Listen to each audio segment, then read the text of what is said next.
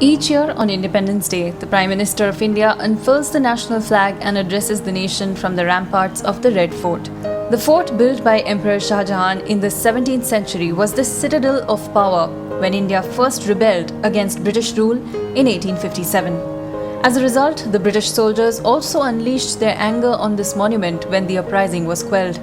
It is the most famous and recognized site associated with the freedom struggle, but there are many more. We take a tour of some lesser-known sites in the national capital. Near the Feroz Shah Kotla Stadium, right in the middle of the road, is the Khuni Darwaza, where 6 Mughal princes were killed and the heads of 3 were hanged on the gate as a warning to rebels.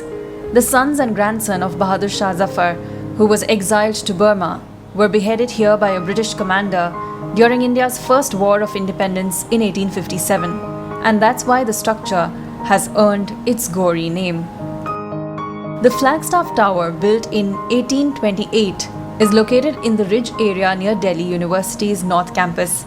This is where the British fled when the rebels stormed Delhi in May 1857.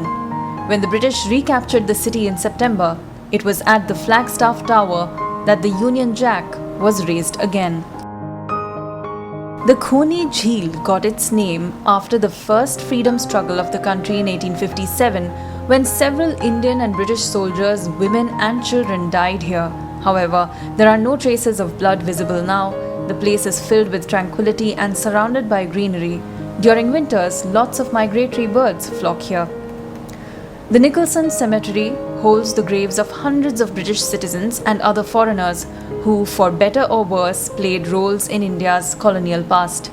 The cemetery, near Kashmiri Gate, was founded after the mutiny in 1857, and many of those buried here died in that conflict.